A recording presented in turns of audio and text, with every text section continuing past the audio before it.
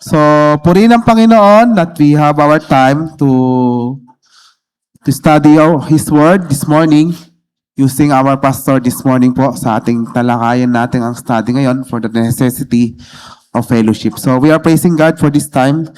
To begin our Sunday School this morning ay tayo po ay manalangin muna sa ating pagsisiwala ng ating Sunday School. Dakila ka, Amakon Diyos, at pinupuri ka namin pinapasalamatan sa umagang ito. At kami ay nagpapasalamat na ang susunod na parte ng aming gawain ay ang aming aralin ng iyong banal na salita. Ay pangunahan niyo po ang aming pastor sa pagtuturo sa amin ng aming Sunday School. May you bless the challenge of your word to us and empower him by your Spirit, Panginoon. Ganun din sa amin, Panginoon. Maunawaan namin ang kalagahan ng fellowship, Panginoon. Bless this morning and guide us, Panginoon, at kailan po malahati, Panginoon, sa umagang ito. Ito lang aming samot dalangin sa pangalan ni Jesus. Amen. Bigyan ko na po kay Pastor Gary. Okay, good morning po ulit sa ating lahat. And this time, tayo po ay dadako naman sa ating Sunday School. So, gaya po ng nasimula na topic natin sa ating Sunday School, yung basics of the Christian life. So, tayo po ay nasa lesson number 3. So, ito po yung the necessity of fellowship. The necessity of fellowship. Okay, so sa ating pong lesson na ito, ang ating pong lesson objective. So sino po bang pwedeng bumasa o babasa ng ating pong lesson objective? Lesson objective: learners will understand the biblical necessity of church fellowship and commit to active participation in the local church. And thank you very much, Sister Glaze. So yan po yung ating lesson objective, yung ating pong mga key verses or passages sa ating pong lesson na ito ay ating pong kukunin sa Hebrews chapter 10, verses 24 to 25, and then sa Acts chapter 42. So, pero ano to, no? Sa 29 yata magsisimula o sa 42. And then sa 1 Corinthians chapter 12, verses 12 to 27. So, ito po yung mga passages na malinaw po nating makikita kung papaano po natin dapat naunawaan ang kahalagahan po ng fellowship.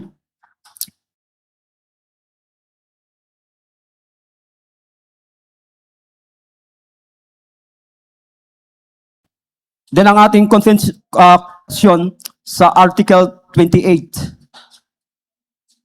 So dito po sa confession na ito, ang sabi po rito, all believers are obliged to join themselves to the true church. So coming from the scripture itself, kaya yung binanggit po dyan ay yung obliged to join. Dahil doon po sa passage natin kanina sa Hebrews chapter 10, nakita po natin na yun po ay command, yun po ay utos. So ang gagawin po natin sa ating pag-aaral po, didire-diretsuhin ko muna, and then mamaya magkakaroon po tayo ng time para po sa ating pong question and answer. At kung wala tayong mga itatanong, meron tayo po ditong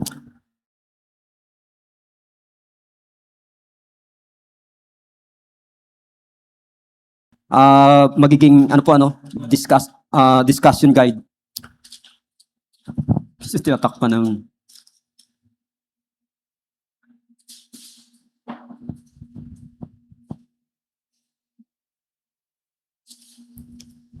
okay, para po sa ating doctrinal teaching,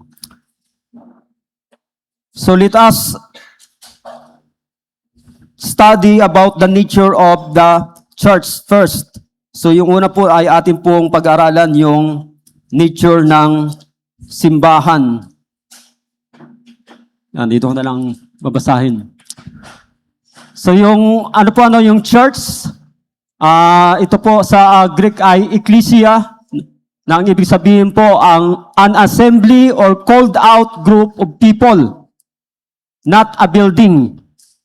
So maganda pa rin po na ating ulit-ulitin na ipaalala sa atin yung nature po ng simbahan, dahil meron pa rin po mga Kristiyano na ang kanilang pagkaintindi sa simbahan ay yung building mismo. But then, let us always be reminded na ang tunay po na kahulugan and nature of church, it is an assembly or called out group, not a building. So the nature of the church, all believers in Jesus Christ at the body, or as the body of Christ, the bride of Christ, or God's temple. And then, the nature of the church is a living community called to follow Christ. A living community called to follow Christ, worship God, and serve the people, or serve the world. And then, the nature of the church is the universal body of believers and local gatherings united in faith and purpose. So may tinatawag po na universal church and local church.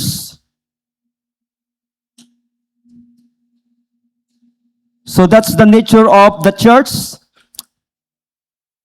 Now let us study the fellowship and perseverance of the church. The fellowship and perseverance. So the word fellowship, ang Greek term po nito ay koinonia. So it's considered a means of grace. Means of grace, ibig sabihin, yung fellowship na sa Greek term ay koinonia. So ito po ay means of grace dahil una, from 1 Thessalonians chapter 5 verse 11, ito po ay nagbibigay ng encouragement at ng strength. Then, ang pagsasama-sama ng mga kapatiran ay nagbibigay po ng accountability and growth. So gaya po ng binabanggit ng Proverbs chapter 27 verse 17. And then, sharing in prayer, according to Matthew chapter 18, verses 19 to 20. And then, spiritual healing and restoration, according to Galatians chapter 6, verse 1. And then, mutual edification, according to Romans chapter 14, verse 19. And joyful worship and praise. Joyful worship and praise. According to Psalm chapter 30, verse 4. And then lastly, unity in Christ. According to Psalm 133, verse 1, and 1 Corinthians chapter 12, verses 12 to 27. So, ibig sabihin, fellowship can help every believer to persevere. Makakatulong po ang pagsasama-sama ng mga mananampalataya para mapagtiisan po natin ang bawat pagsubok sa buhay na karaniwan po na nararanasan natin bilang mga mananampalataya at yung mga temptation. So, trials, temptation, napakalaki pong bagay at napakahalaga po ang fellowship, because through fellowship, we can persevere. Dahil po doon sa fellowship na yon, we can have encouragement and strength, and then accountability and growth, and then sharing in prayer, and then yung spiritual healing and restoration, mutual edification, joyful worship and praise, and unity in Christ. And then sa pangatlo, yung sa doctrinal teaching, yung marks of biblical fellowship. Yan, napakahalaga po yung ano na to, yung marks of biblical fellowship, dahil meron na po tayong tinatawag ngayon na coffee fellowship. Yan, yung ano pa ba mga fellowship yun na yung ano, yung sentro ay kundi kape, pagkain, kung ano mga sentro ng ano no ng fellowship. But then, what is true fellowship according to the scriptures? Ayon po sa banal na kasulatan. So gaya po ng makikita natin sa ano po no sa Acts chapter 2. Yan sa verse 42 hanggang 46. So the first mark of biblical fellowship, ito po ay apostolic teaching or biblical teaching. So gaya po ng ating mapansin dyan sa passage from Book of Acts, chapter 2, na kung ating pong bubuksan yung ano na yan, yung passage na yan in Acts chapter 2. So sa ano no, sa first part ng verse 42. Pwede natin hilingan si Brother Rico to read yung ano po, first part ng ano, o sige po yung the whole verse na ng verse 42. And they continued steadfastly in the doctrine and fellowship, taking the bread and prayers. Asa po, sa 42 lang po. Thank you very much, Brother Rico. So, yan po yung biblical fellowship. So na-experience ko sa ano no sa Pangasinan one time nung nag-suggest ng fellowship, youth fellowship, yung isang leader namin sa youth doon sa church, nabanggit niya na ano daw yung basta mag-ano na lang sila, maglalaro, magkakantahan. Lalo na nung naitanong ko kasi na maghahanda ako ng exhortation for youth. And then sabi niya, "Hindi pastor, yung mag-ano lang po kami. Mag-games and then mag-ano lang daw sila, ano pa ba yung mga ibang gawain sa kanilang sa kanilang fellowship." So without the study of the word of God, yun po yung kanilang yung kanilang ginawa. So but then sabi ko, hindi yun ang biblical fellowship. So dahil kung atin pong titingnan yan sa Acts chapter 2 verse 42, so there is an apostolic teaching, yung pagtuturo po ng mga pag-aaral ng katuruan ng mga apostles. Then, secondly, what is the mark of biblical fellowship? So sa second part ng verse 42, makita po natin dyan yung sacraments. Sacraments, ibig sabihin din po yung ginawa natin kanina, yung Lord's table, yung pagsama-sama po natin sa gawain ng Lord's table. And then, the third mark of the biblical fellowship is prayer. So gaya po ng nabanggit doon sa huling-huli na part ng verse 42. Sabi diyan, nagsama-sama din sila sa pananalangin. And then, lastly, doon po sa mark of biblical fellowship is mutual care. Mutual care. So yung ano po dyan, nabanggit po dyan sa 44 hanggang sa verse 46. So, ano natin si Sister Shirley. Pakibasa yung 44 and 46 sa mutual care.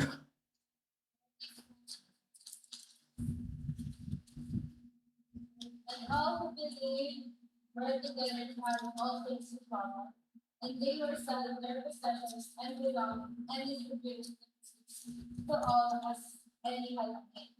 And day by day, attending the level together and breaking bread with their homes. They received their food with God and generous heart. Yan. Okay, thank you very much, Sister Sergi. So, yan po yung biblical fellowship. So, there is a study of the teaching of the apostles. There is sacraments or yung pagsama-sama po sa gawain ng banal na hapunan. There is prayer and there is mutual care. And then,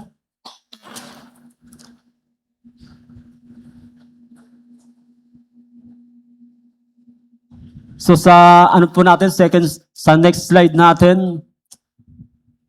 So yan po yung ating guided discussion.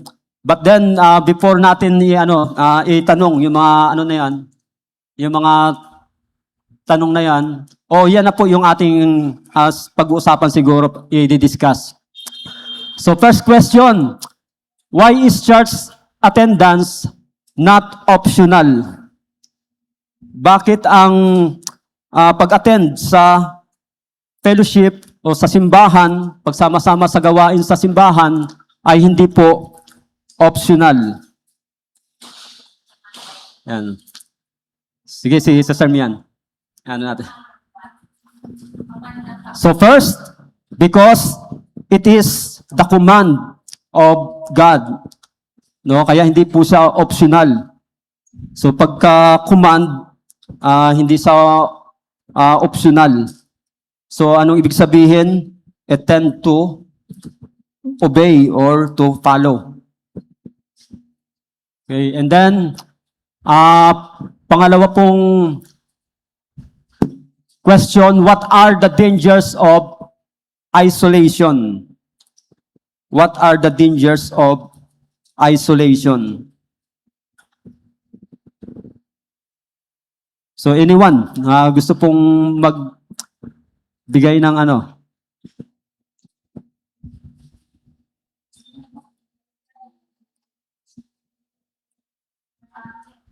Sige, si Sister.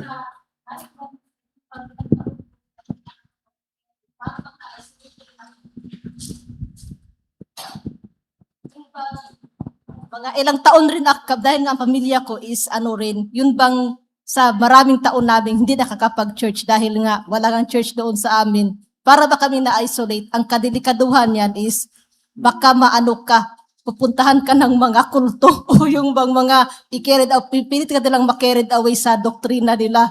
Yun. Yung mga sa mga yun, lapitin ka ng false teachers, yun lang ang... So yun yung danger, So makikita ng mga ganong grupo na wala naman tong dinadaluhan. So kaya prone ka sa sa mga pagpunta, pagbisita ng mga ibang mga relihiyon o mga grupo. At dahil sa hindi ka active sa church, so ang mga mga sumunod pa na epekto o resulta nun, yung hindi po pagiging malalim sa salita ng Diyos. Kaya pagka pinuntahan ka, binisita ka ng mga ganong grupo, madali sa iyo na maniwala, na madala. Yan. Okay, so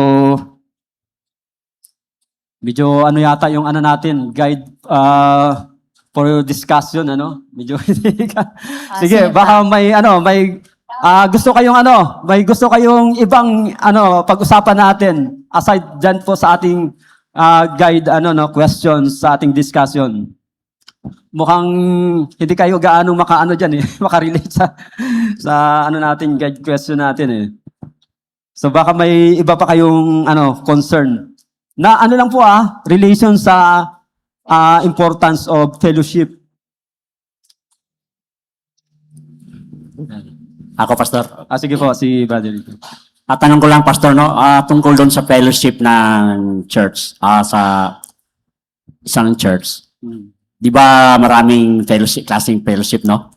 Ano ba talaga ang standard na ginagawa ng mga fellowship? Diba, sasabihin mo biblical kwan. So meron ba tayong sinusunod na mga procedure or guides na anong, let's say, sa mga ladies, so meron silang, ma-concord sila, no, na observation, no, na meron silang testimony giving, ganon, or so prayers or sharing.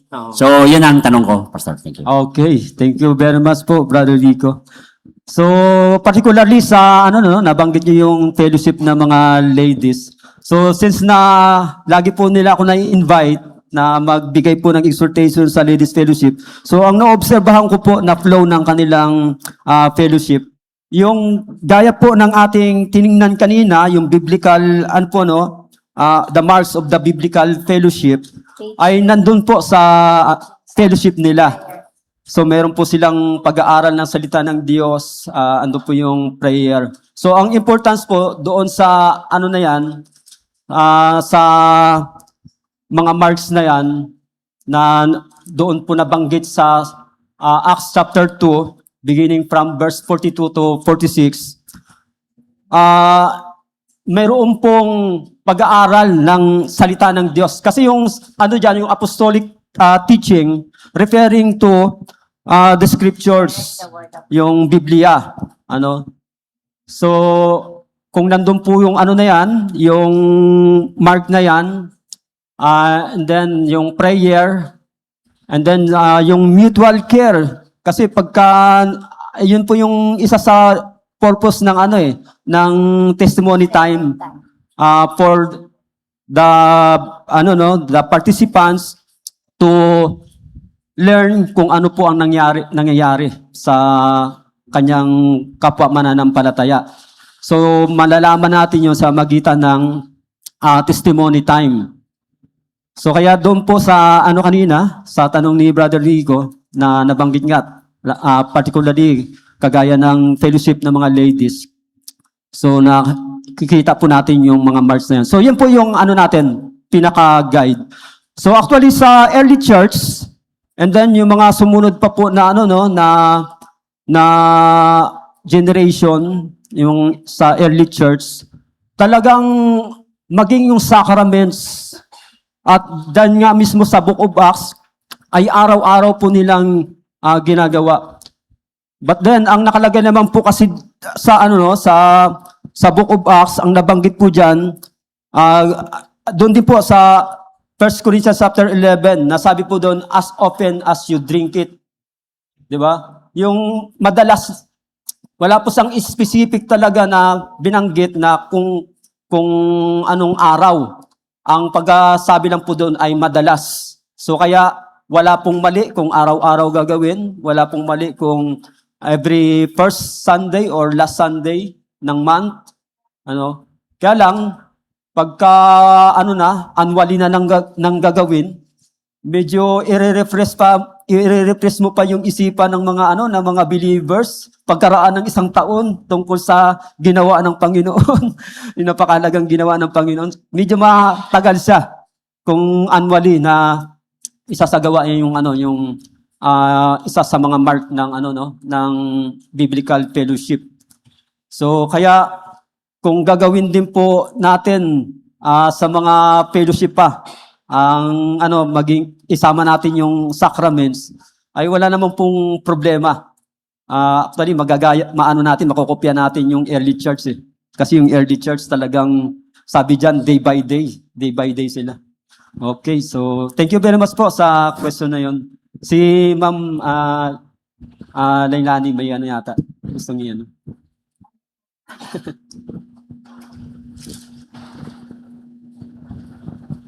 Di ba yung sa fellowship natin as yung general sa assembling of ourselves, the mere fact na nasa church tayo, we are yun nga, we are commanded by God to worship Him corporately. Na, yun yung ano na, we are in one mind, one soul, and one body. Ano naman yung mga hindrances or ng pag-isolate ng sarili sa fellowship? Isa na po yun, yung let's be aware of the snares of the devil, kasi hindi naman siya aatake sa mga hindi mananampalataya, kundi sa mga mananampalataya. Actually, struggle ko din po na makapunta sa church kasi nga may inaalagaan akong mother ko. But sabi, prompting ng Lord talaga, and nakakatuwa din kasi it's very timely. Talagang as you purpose in your heart, lahat ng bagay kaya mong gawin. Amen. Kung talagang, if you put yourself intentionally sa isang bagay. So kanina, actually every Sunday, maaga ako nagigising, pero may mga hindrances talaga na sometimes hindi ako yung gumagawa, pero sabi ko kanina, hindi ka pwedeng manalo, kaaway. So, talagang intentionally, kumbaga sabi na, by hook or by crook, kailangan makarating ako sa, Amen. sa fellowship. So, yung sakit na morbus sabbaticus, actually, parang nang yan, yung temptation na, ng isang camel ba yun, yung illustration na, paako lang, yung papasok sa tent, para mainitan lang, kasi malamig dito sa labas. So, unang Sunday, you neglected the assembly. Amen. Assembly. So, di ba may sunod na Sunday naman. So, pangalawang Sunday. In other words, in the long run, buong parang naging habit na siya. Naging habit na siya. At kasi sabi nga, di ba, pag 7 days in a week, na kapag meditate ka sa salita ng Diyos, hinahanap-hanap na yun ang katawan mo na naging magiging habit din. That is in a positive way. Pero pag sa negative way din naman po,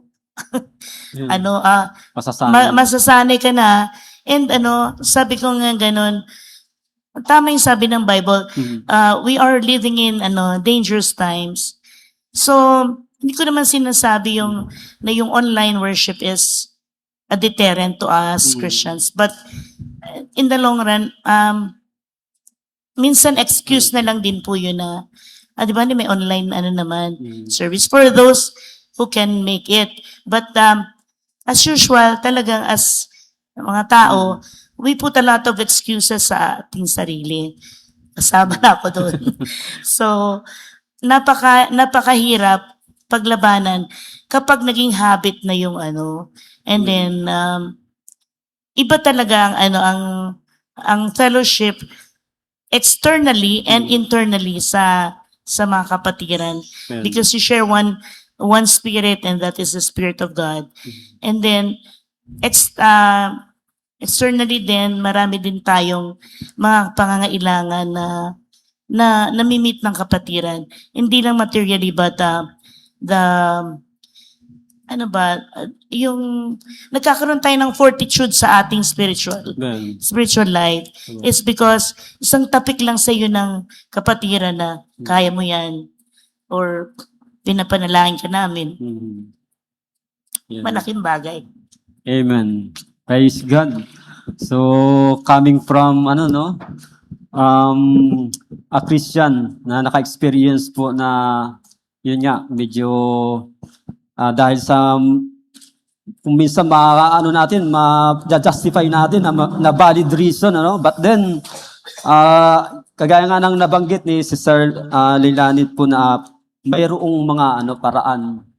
At kung talagang i-consider natin at unawain natin na in the first place, ito po ay command ng Panginoon at kung tayo po ay talagang mananampalataya that after the glory of God, to please God, ay pwede nating sundin o magagawa po natin. So, mamomotivate po tayo na talagang magsama-sama pumunta sa gawain ng Panginoon. Okay, so thank you very much po kay Ma'am Lailani sa kanya pong na-i-share. Ako ba? Ayan, si... Pwede bang Sabihin. sabihin, Pastor, yung pag-isolate mo ng sarili mo is magiging questionable yung faith mo sa Panginoon. Yun lang. Yan. So yung pag-pop up ng questions ng ibang mga mananampalataya sa isang mananampalataya na ganun po yung ina-isolate niya yung kanyang sarili. Hindi natin maiwasan na sasagi kumbaga sa isipan. But then kung pag-uusapan po natin ang salvation na natanggap natin sa Panginoon, kung ano po tayo, kung tunay po tayong nanampalataya sa ating Panginoon, secured po ang ating salvation. Hindi na po yun mawawala. But then, doon po sa ganong nangyayari minsan sa atin, na-isolate tayo, hindi tayo nagjo-join sa fellowship, we cannot control yung thinking, yung iniisip ng ibang mga mananampalataya. And so, ang dapat nating unawain, bilang tunay na mananampalataya, nandun din dapat yung pagpapakita natin ng pagpapahalaga sa pagtitipon-tipon, sa pagsasama-sama o fellowship sa gawa ng ating Panginoon. Okay, so hindi naman ni sarili na na yung ibig sabihin natin minsan na yung pag-iisip natin na baka hindi na save. Hindi, Pastor, parang ibig sabihin na kaya siya hindi sumasali because of pride din ba or something? Parang may Isa sa problema mga sa puso, parang ba? Yan po, may katotohanan po yun. Isa yan sa pangunahin na talagang dahilan sa tao. Kasi yan po ang ginamit ang kaaway sa tao para mahulog sa kasalanan eh. Lust of the eyes, lust of the flesh, and pride of life. So kaya sige po.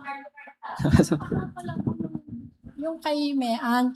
Kasi po, yung sa tagal kong hindi pag-church dito, dahil nga po nagpalipat-lipat kami ng bahay, dahil nag-asawa na tong aking anak, no choice ako, kailangan ko mag-alaga ng aking apo, at ngayon nanganak na naman, meron na naman akong bago. Sabi ko sa kanya, ayoko pang maging lola. Kaya sabi ko dun sa bunso ko, wag mo akong bibigyan ng apo, manda ka sa akin. Tapos kasi po, Pastor, ko lang dahil nabanggit na rin naman po ni Mean. Sa tagal kong hindi nag-church, syempre na-miss ko rin yung fellowship talaga, especially kaming mga nanay. Lagi talaga kaming meron. Tapos, hindi naman po porket hindi ako dito nag-church, hindi talaga ako nag-church. Sumasama po ako dun sa kapatid kong Christian din. Doon naman siya nagsisimba sa isang sosyali at hindi ko naman kailangan yung ganong kagandang simbahan na aircon. Okay lang sa akin kahit saan niya. Basta yung puso mo nandun. Tapos, nung hindi na ako dito, nami-miss ko talaga yung fellowship. Kasi dun sa simbahan na yon, after mong makinig, uwian na. Kasi syempre hindi naman ako totaling member doon. At hindi ko sila kilala dahil unang-una talagang super yayaman talaga sila. At hindi ako bilong sa mga mayayaman na yun. Yung ate ko okay na kasi siya nakakotse siya, ako hindi, nakikiride mo. Minsan natanong ko sa sarili ko na, safe pa ba ako? Kasi po, Pastor, kaya ako yun, iniyak ko yun eh. Kasi naramdaman ko yung init wala na. Yun. Kasi nung time na nandito pa ako, kasi po pastor, nung yung inuupahan namin bahay dito sa Mabuhay, 20 years kami dyan, kaya ang tagal ko dito. At mapapatunayan din naman ng member dito na yung mga fellowship natin dito, lagi akong nandun. Talagang present Siguro lagi. mabibilang po talaga yung hindi ko pag-attend. Lalo na nung nasa New Zealand ako, talagang hindi ako makaka-attend. Nararamdaman ko sa sarili ko na parang hindi na ako saved. Kasi nga, wala ng fellowship. Namimiss ko yung init. Tapos, bakit ba naman kahapon tumawag ako kay Michelle? Na actually, last week pa, gusto ko nang magtumawag kay Michelle kasi yung aking monthly faith, hindi ko pwedeng kalimutan yon. Kasi promise ko sa Panginoon yon. Kahit anong mangyari, bigla naman ako nagpatong-patong yung problema. Pero nag-church kami. Bakit nagpatong-patong yung problema? Meron akong kaibigan na ginaranturan, tinakbuhan yung utang, ako nagsakripisyo. Yung anak ko, biglang, syempre nanganak, hindi pumapasok. Pero patutunayan kong hindi kami pinabayaan ng Panginoon din. Kaya talagang blessed ako na kahit hindi man namin makuha yung material na bagay, talagang hindi kami pinabayaan sa pagkain yan. Meron pa sa akin nagsabi na, paano yung pagkain nyo? Walang trabaho yung anak mo. Kasi yung aking manugang talaga is walang trabaho naman. Totoo yun. At hindi ko yung kinakahiya dahil napapakinabangan pa rin naman namin yung aking manugang sa pag-alaga ng ato. Minsan nararamdaman ko pati yung mga anak ko dahil nga ang trabaho nila, pinagpipray ko nga na sana, ang trabaho kasi po yung aking dalawang anak ay isang doktora sa mata, sa salamin. Yung isa po, yung bunso ko ay medtech. Pero ang ang mga day off nila, hindi Sunday. Pinagpipray ko hanggang sa nawala na kaming pamilya talaga sa init. Pati yung husband ko, tapos nawala na ng trabaho yung husband ko because namatay na si Sir Fernandez. Sabi ko, Lord, bakit ganito? Bakit galit ka ba sa akin? Iniyak ko talaga yun sa Panginoon na, bakit puro kami? Hindi nyo ba pwedeng ipasa doon sa kapitbahay naman namin yung problema? Sabi ko, hindi mo ba, Lord, pwede sa kapitbahay ko kasi sila may pera? Hindi mo ba pwedeng sa kanila naman yung problema? Huwag naman sa amin. Tapos, meron na naman ako nag-active na thyroid, kaya bumagsak yung katawan ko, pumayat ako. Pero pinagpipray ko pa rin sa Panginoon, Lord, goiter lang to. Napagtagumpayan ko yung una, mapagtatagumpayan ko pa rin to ngayon. Kaya ang ano ko sa Panginoon, yung tumawag si Michelle, Ate Merle, magsimba ka bukas. Alam mo yung naramdaman ko, nahihiya akong pumasok dito.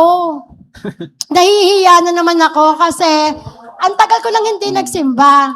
Dito sa church na to pero nagsisimba ako.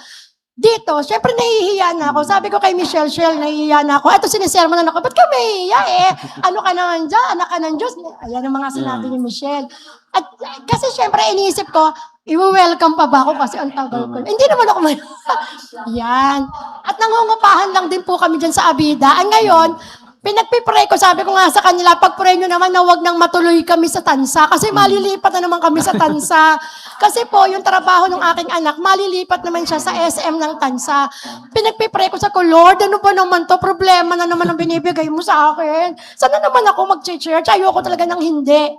Kaya kanina, nung habang maliligo ako, sabi ko, Lord, magsisimba ba ako o hindi? Hindi, ayoko talaga. So, sabi ko, ayoko muna maligo kasi ayoko magsimba kasi nagdadalawang isip ako Kung tama bang pumasok pa ako dito kasi nararamdaman ko na yung hiya na naman. Tapos, nung nakaligo na ako, din nagbibihis na ako, sabi ko, Lord, save pa talaga pa rin ako hanggang ngayon, save pa ba ako? Kasi yung faith, nawala. Ay, hindi naman actually nawala. Kung hindi, nabawasan. Siguro, masasabi kong nabawasan. Kasi sa 100%, siguro masasabi kong nasa 30% na lang yung faith ko sa ngayon. Talagang ang laki ng ibinaba. Dahil nga sa mga problemang na-encounter namin, sabi ko naman, sana, Lord, pinagpray ko kanina sa Lord, basta kahit anong mangyari, tutuloy ako. Yun ang sabi ko. Tapos sabi ko, nahihiya kasi ako kay Michelle Ang sagot ko, ang naisip ko, bakit ako kay Michelle mahihiya? Ano ba kailan ko kay Michelle? Hindi naman Diyos yan. Sabi ko, pero talaga kasi di ba, Michelle, nakapag-promise kasi ako. Sabi ko, promise talaga, Michelle, bukas makikita mo ako dyan. Oo, hindi ako sa Panginoon nag-promise, kaya hiningi ko ng tawad sa Lord yun. Kaya tinanong ko yung sarili ko na, Lord, save pa ba ako? Baka hindi na ako save kasi medyo, di ba? Kaya yun ang gusto ko malaman, na nawawala po ba talaga, sabi ko nga, yung salvation is secured. Kaya parang, umano ako ngayon, nung sinabi ni Pastor na ang salvation is secured. Yan. Amen. Praise God. Thank you very much po. Si... Sige, ikaw Sister muna, Michelle ikaw daw. muna, ikaw muna. Ano din, magsishare. Ay, thank you, Lord. Good morning. Kasi nga, para ngayon, siyempre, aminin natin sa sarili, matagal na tayong Christian. Pero minsan minsan sinusunod yung sarili. Gaya, tinatanong kasi, halimbawa, bihira lang sila mag-church, di ba? May mga work, may trabaho, may malayo. Ngayon, questioning ba daw yung faith nila? Kasi minsan na sila mag-church, paano malalayo? Wala daw panggas. Nagpipray na God will provide pagdating ng Sunday, pero walang provide ng panggas. Kaya hindi sila makapag-church. Question ba daw yung faith nila, Ayan. Paano sila daw makapag-church? Ay, hindi makaalis yung sasakyan, walang gas. Ayun. Ano naman, yun nga po, yung ano natin, pagdating sa salvation, pagka medyo nanghihina yung pananampalataya natin, na tayo mismo ang nagda-doubt, hindi po yun basihan para mawala ang salvation ng isang Kristiyano, ng isang mananampalataya. Ngayon, pagdating ng po, yun nga, kagaya ng nabanggit ninyo na pagka hindi tayo nakakasama sa assembly, tayo po ay mahabang panahon na isolate o na ano sa na ano sa gawain, na wala sa gawain. Naturally, yung ating pong pananampalataya ay manghihina. So, yun po yung dapat natin simple na maintindihan. And then doon po sa naman sa desire na laging umattend sa church, but then yun nga, may mga minsan may mga limitations. Isa na nga doon yung financial, pagdating sa financial, para makabili ng gas, makatakbo yung sasakyan. So sa faith po natin, yung faith po natin, hindi po siya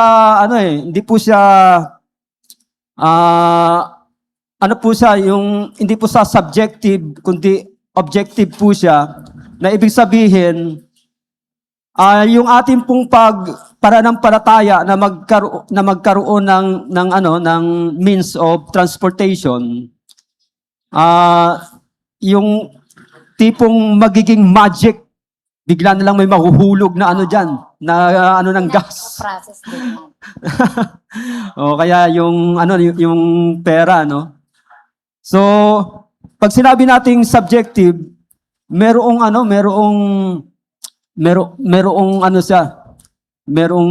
person o merong object Dapat nilalagay.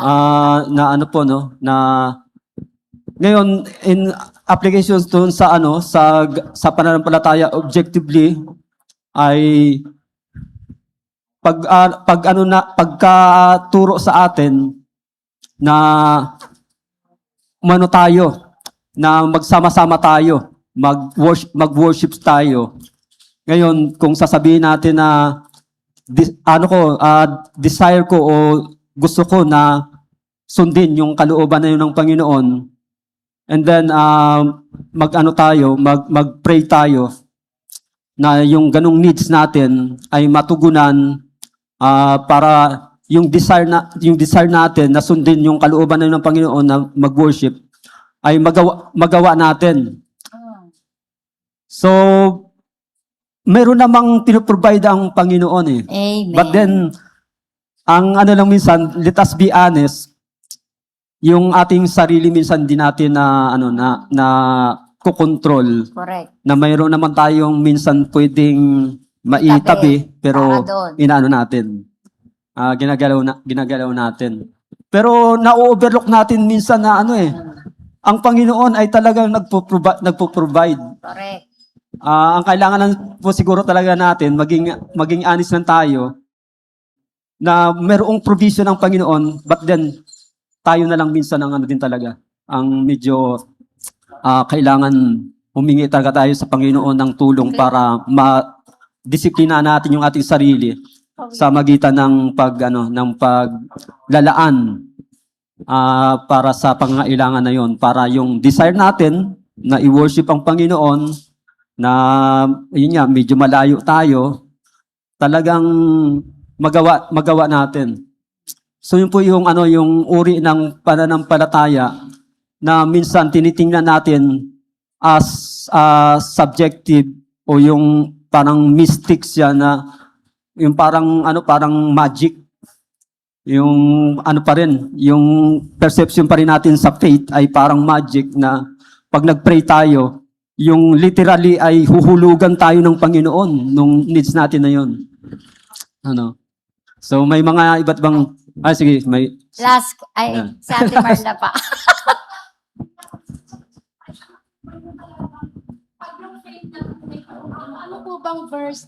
Ano po bang verse yung kailangan nating panghawakan bilang isang Kristiyano? Pag yung faith medyo gumigewang yung ating faith. Halos naman po lahat ng ng salita ng Diyos, lalo na yung mga promises ng Panginoon, ay pwede po nating panghawakan. Siguro ang ang magandang itanong natin, ano ang gagawin natin kapag ka nangihina na ang pananampalataya natin? So, simple na ibalik po natin yung tinatawag natin na spiritual exercises. Magkaroon po tayo uli ng ng Bible reading, magkaroon po tayo ng prayer time, ng prayer habit. And then yun nga po yung pag involved sa assembly o sa pagtitipon-tipon ng mga believers.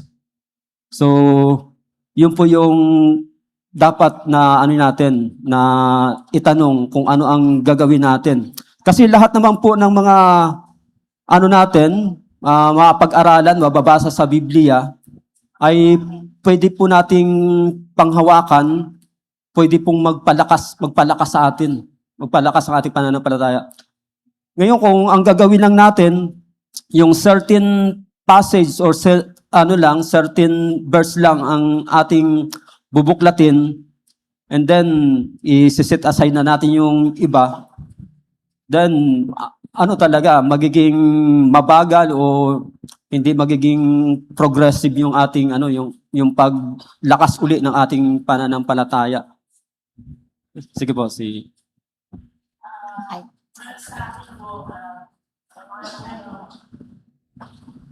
May discipleship class kasi kami before.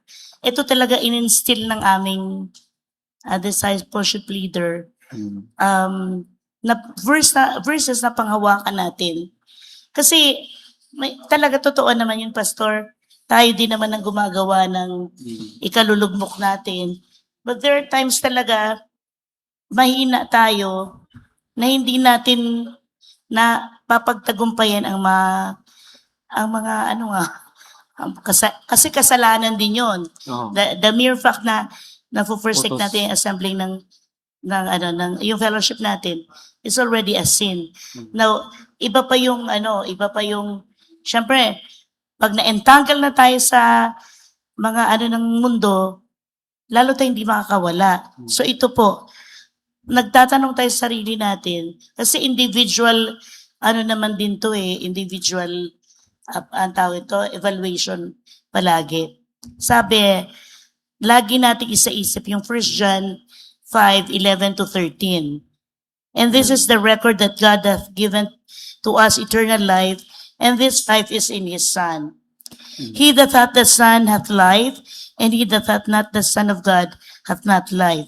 These things have I written unto you, that believe on the name of the Son of God, that ye may know that ye have eternal life, and that ye may believe on the name of the Son of God. So, Christian tayo o hindi? Kasi kumbaga, nalugmok na tayo sa kasalanan, tayo nagsisimba. But, kung alam mo talaga sa puso mo na once in your life, ay lumuhod ka sa Panginoon, in-acknowledge mo yung mga kasalanan mo, tinanggap mo siya sa puso mo, is you are already written in the book of life. Your name Amen. is already written in the book of life.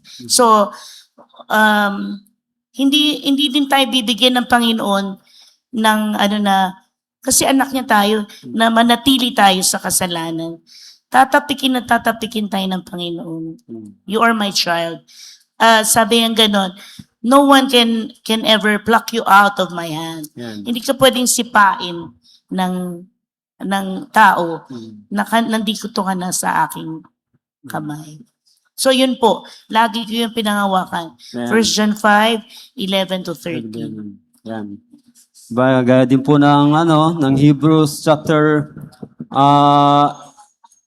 11:5 at 12:5, yung promise ng Panginoon na I will never leave you nor forsake you. So those are the precious promises of the Lord na pwede po nating panghahawakan at magpapatibay po ng ating pananampalataya if we are just to study the word or yung magsasaliksik ng salita ng Diyos. Last na to Yan. Sige, Last na talaga to Samian. Alas 12 na. Yan. Di ba sabi, Pastor, sa pinag-aralan natin, mandatory yung fellowship. It is command by God. Pero bakit pinipili ng mga Kristiyanong option ang hindi pagpunta ng fellowship? Yeah. Ano ba, Sister Mian? Ano ba? Nagpapaalala ka ba? Pag gusto, pag ayaw, may para. Yeah, yun. Pag ayaw, maraming dahilan. Ayun po. Diba? Kasi kung talaga tayo, kung talagang after tayo sa sa kaluwalhatian ng Panginoon. So ang Panginoon din ang tutulong sa atin ang kikilos din sa ating buhay na natin 'yon, na magawa natin 'yon. So minsan nadadaig lang tayo na na hindi gawin 'yon dahil yung natin yung seriousness nung natin, ng desire natin na gawin 'yon. Yun ang may problem, yun ang nawawala. So lang siguro lang natin ihingi sa Panginoon that not only mentally yung maintindihan natin mentally, kundi coming from our heart, talaga natin, maintindihan talaga natin na ito ay kalooban ng Panginoon. At kung ito ang kalooban ng Panginoon, ako bilang anak ng Diyos, yun ang susundin ko, yun ang gagawin ko. Di ba? So, and then yung kasi wag nating i-set aside din yung presence ng kaaway. So pagka din natin, kinalimutan natin na mayroon tayong kaaway, sabi nga ni Apostle Peter sa 1 Peter, he is like a roaring lion seeking whom he devour. So kapag binigyan natin yan siya ng puwang, ng chance, talagang yun yung isa sa niya sa atin. Gagawin niya sa atin na tayo ay i-discourage na wag pumunta, wag sumama sa gawain, sa pagtitipon-tipon. Yan. Okay, siguro pang last, siguro si Pastor Melvin, na. Yan, baka may gustong ang mga natin. Yan. Yan. Sige. Si Deacon magbigay ng tungkol sa natin. Wala akong Sige po. So, yun po. So, pahalagan natin ng fellowship natin, gathering or necessity of gathering with each other. Napakalaga na to sa bawat buhay natin, mga kapatid, dahil like a sheep, there are times na kailangan nilang magsama-sama para pakita nila na dun. Pag isang sheep kasi nahiwalay, isang gathering ng mga sheep, doon niya mahina yung isang tupa. But when they gather, kaya lang protektahan ng bawat isa sa predator. Yes, nandiyan ang Panginoon to protect us. He's our great shepherd nga na nag-iingat sa atin. But each of one of us ay mayroon tayong duty rin sa bawat isa. Kaya napakalaga ng fellowship. And even kung in times na may isang kapatiran natin na hindi talaga maka-attend sa fellowship talaga. May times na word na na marami kasi, sabi nga, maraming dahilan, maraming But ang pinakamalaga kasi is to stir up, to encourage, and palagi natutunan ko palagi na pag marami ka alam sa Biblia, tinuturuan ka ng Panginoon na magpakumbaba sa Panginoon. And, ganoon din, in times na unawain natin ang kapatiran and to pray. Kaya nga may fellowship Kung ang kapatiran natin di nakaka-attend ng fellowship, then you pray for each other dahil napakalaga na ang kapatiran natin ay sa gitna ng mga pagsubok ng buhay na ito. Hindi natin alam din pinagdadaanan ng bawat isa But, you pray for them, unawain sila, at pakita pa rin yung pagmamahalan. Kasi, grace pa rin I-exercise pa rin natin yung grace dahil if you read the Hebrews chapter 10 nga, ay pag nabasa yung Hebrews, let us grow in grace pa rin. In spite of everything, pakita nyo pa rin ang iyong biyaya dahil lahat tayo namumuhay sa biyaya lang ng Panginoon. Kaya napakalaga yun. Palakasan ng bawat isa at ngayon ay patuloy na natin na ipakita sa ating buhay Kristiyano na mahalaga ang bawat isa sa atin. At patuloy na na mahalin, nawain at magpakumbaba. So yun lang po. Yun lang po ang ating Amen. Yan. So, kagaya nga nang nabanggit nila Sister Leila kanina, doon sa pagkahinto nila sa pagdalos church. So sa pag-attend uli, talagang meron na raramdaman na nahiya. So kaya yun, yung sinasabi nga ni Deacon Ira, na kung hindi natin patuloy na i-exercise yung grace, yung mga kapatiran na ngayon ay nakadalo dito, ay baka tuluyan na hindi na babalik. Pero dahil sa grace na meron tayo, so kaya they are able to join again o makabalik uli sa sa gawain. So thank you very much. Si Pastor Mary, may gusto kang din? Wala naman. Wala na. Okay, wala na. So ang ating pong memory verse sa ating pong sa ating lesson. Yan, na lang po natin. Baunin natin at gawin po natin na isa sa ating mga life verse, yung ating memory verse. So sa Hebrews chapter 10 verse 24. So sabay-sabay po nating babasahin. Hebrews chapter 10 verse 24. Ready? Begin. And let us consider how to stir up one another to love and good works. Okay, maraming salamat po at dyan po tayo nagtatapos sa ating Sunday School. Tayo po ay magwakas sa panalangin. Let us pray.